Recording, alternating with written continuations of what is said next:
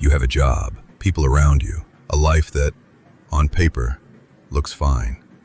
And yet, there's this quiet feeling underneath it all, like something is missing, like you're going through the motions of a life that should feel like yours, but doesn't. You're not broken, you're not depressed, but you're not fully alive either. If you know that feeling, stay with me, because nobody talks about this, and that silence is making it worse.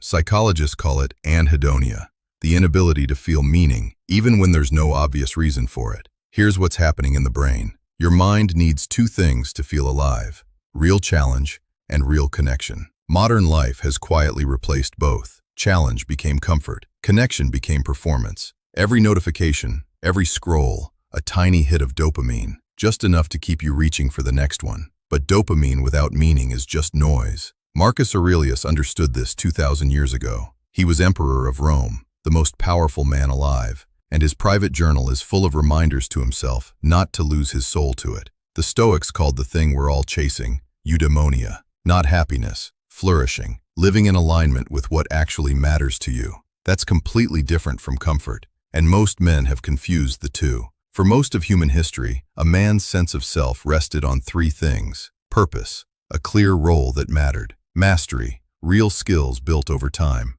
brotherhood, deep bonds forged through shared struggle. All three have been quietly eroding. Work became abstract, mastery got replaced by consumption, and brotherhood? Studies show the average man today has fewer than 2 close friends and hasn't made a new one since his mid-20s. That's not weakness, that's a structural collapse. And we're not allowed to say it out loud, so we don't, and the emptiness gets louder. Research on meaning is clear. It comes from 3 sources, almost universally. Agency, the feeling that your choices actually shape your life; mastery, the slow satisfaction of building something real; contribution, knowing your existence makes someone else's life better. Notice what's not on that list: money, status, comfort, validation. They can accompany meaning, but they cannot create it. So here's your one task, not a 10-step plan, just 3 questions. Write them down, actually answer them. 1. What am I genuinely getting better at right now? 2. Who do I have a real conversation with? Not texting, a real conversation.